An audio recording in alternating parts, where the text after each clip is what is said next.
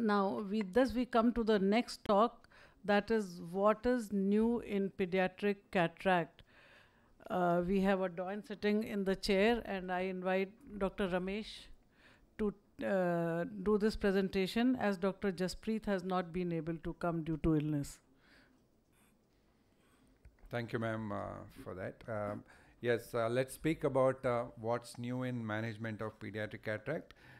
There are some old things which has come up new, and I have classified this talk into 4 segments. One is about the Iol calculation, which all of us are worried. Capsule management, especially the anterior, what's new in that.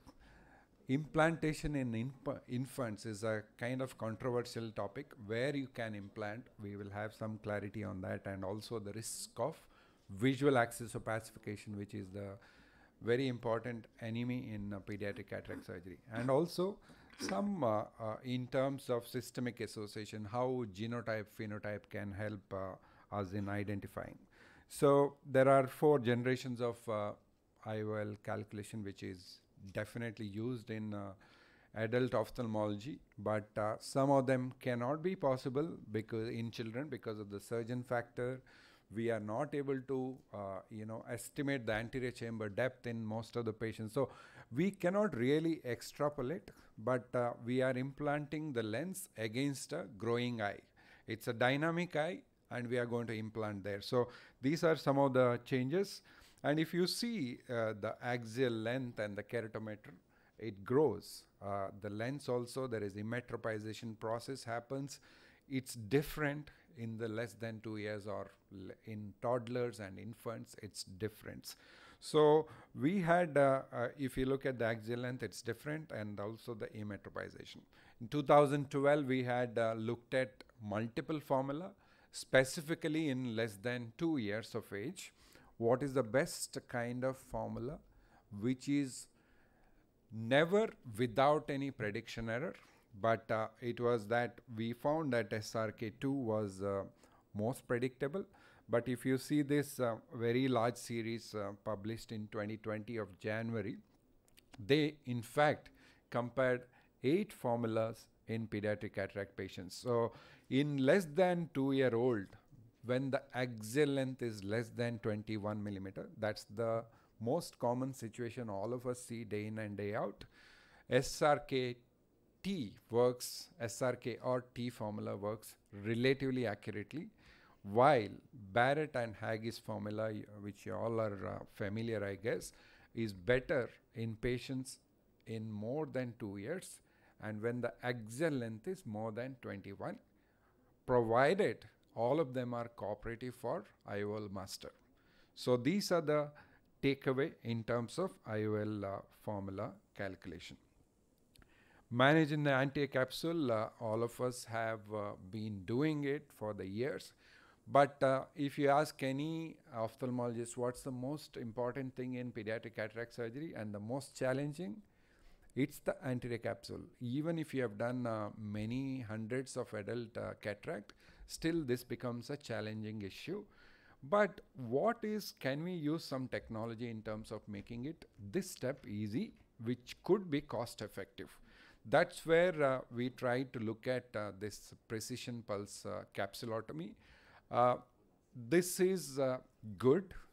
It's a good technology. With some riders, it's not possible to use in all the cases. When the anterior and posterior capsule is phimost, it might even take the posterior capsule also. If there is too much of thick anterior capsule, it may not be useful. In infants, really tiny kids, the capsule can extend. Even if you target for 5.5, the procedure wise, as you can see in this video, it's not so difficult. It's pretty simple. Anybody who does a cataract, you are able to. It just takes, the whole procedure takes 60 to 90 seconds. We have looked at it. If you are well versed with anticapsular axis in children, it takes almost similar or maybe less. In terms of regularity, the borders, everything, it gives a very good strength, much more than the vitrectomy, vitrorexis, what we do. If you can see the edges of this when you do the polishing, you can see that sandy kind of accumulation there. But in terms of that, it works very well, and we looked at it. It's a good alternative, especially if you don't have much experience. This can be used in patients, but obviously it's a cost. I suggest if there is a group practice, you can have this portable instrument and buy that license for each of these cases. It works very well. But if you ask an experienced pediatric ophthalmologist, it may not make much difference in terms of I would say the runaway rexis risk may be almost zero in these kind of cases. The next segment I just wanted to quickly check is the infant IOL implantation, Faqia management in infants. This is a controversy. You know, all of us have gone through this IAD study. The 10-year data also has come. Looking at the clearing visual axis opacity is the most important.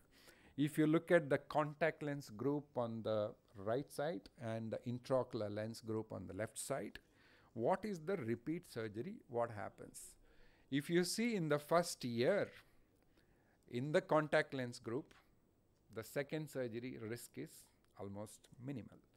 But when the child grows, in terms of doing at least one procedure in terms of visual axis opacification or secondary IOL implantation, both are more or less comparable. This is with the high risk of visual axis opacification, what is supposed to be in the IAD study, what is published there. But if you see our publication, it's not so much. It's not, this is one of the paper, I think Mithila is here, one of the first authors. We looked at patients with infants who are less than 6 months. It's available for all of you to read. In less than 6 months, it's 20% versus 74% in IAD study. Risk of visual axis opacification. So if you look at the cost and overall complication between IOL implantation versus Faqia, in terms of visual acuity, no difference. In terms of glaucoma, no difference. In terms of developing strabismus, no difference. But they have seen that the stress of the parents is more, but it may be varying from country to country, because you are at least giving partial optical correction who are patients who are economically underprivileged, all these things. It's always debatable. And if you look at the paper, this is from Dr. Jagatram's group, you can see the outcomes in the primary IOL implantation, a very, very low incidence of adverse events and additional surgery. Similar studies have been published in TAPS. You just remember that this is more than 7 months age. It's not that infants who are less than 6 months. So they also published very good outcome. And also we have our group which published on the long-term outcomes of primary IOL implantation. So having said that, I would kind of put all these together. This is also available for all of you to read. It's a review paper. When to do IOL implantation in an infant, there are certain specific guidelines. You need to look at the preoperative factors, you need to look at the intraoperative factors, and then also socioeconomic factors. Then you can decide for that. Having said that, it's never 100%. It's close to 50 to 60% of the patients we can implant. To overcome that, there are modified lenses to prevent the visual axis opacification. This is one of the patients, probably, yeah, it should run. You can see that this patient had intumescent cataract in a child. We use this precision pulse technology here. You can see that intumescent lens, it just collapses. We were trying to have some kind of collaboration with this bag in the lens. Because of the COVID, it's kind of delayed. So what it needs is the equal sized anticapsular axis and also the postcapsular axis. And then you can take this lenses, bag in the lenses. It is kind of expensive. That's the only limiting factor.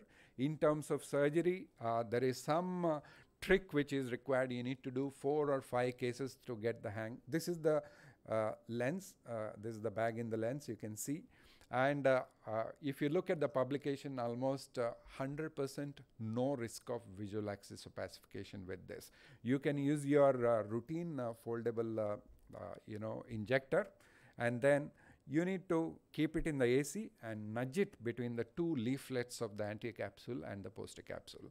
And this is the tricky thing in the whole surgery once you do the vitrectomy, and also put a pilocarpine at the end of the surgery. This is the long-term outcome of this. You can see that in the Schumfleck image, the lens is sitting there, and it has got a very good. The last two things, two slides. The Delphi study says that it's a group of people who sat together and looked at consensus. When do you implant in unilateral cataract? That's 4 to 6 weeks, and then in bilateral we can wait a little bit more. Before 8 weeks we need to. This is looking at the risk of development of glaucoma versus no glaucoma, because if you do it early, that's the problem. And definitely there is no agreement in the primary IOL implantation, but it has to be taken with the case-to-case basis.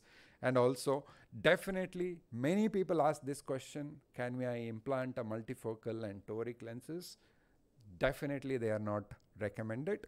And the last slide says about, can we look at the syndromic association? This has to be taken with a pinch of salt, because unless you do a phenotype-genotype correlation, looking at the dysmorphism and other things, you cannot directly advise NGS, that is the next generation sequencing, and you will get the genetic mutation. This has to be used in terms of clinical genotype-phenotype correlation, and then only you must do it. Thank you so much. I would like to take this opportunity to invite you all to the 4th Pediatric Ophthalmology and Strabismus Grand Rounds, which is going to happen in Kolkata in August, and also WSPS meeting in Milan in September. Thank you so much. Thank you, Dr. Ramesh, for excellent presentation. I agree with Dr. Ramesh that initially we also take that SRK2 formula, and subsequently many switch to SRKT formula. Yeah. And as far as capsulotomy, capsular axis is concerned, I think nothing like hand. Yes. But anyway, whether it is a Jefto or whether it is a Femeto, even we have done a study on Femeto. It is same thing whether it is a manual or whether it is Femeto second pediatric cataract surgery, it is the same thing. As far as outcome in the children, in the infant are concerned, I agree. Your study, our study, and many other study shows that excellent outcome even in the first year of life if it is done with care and selectively.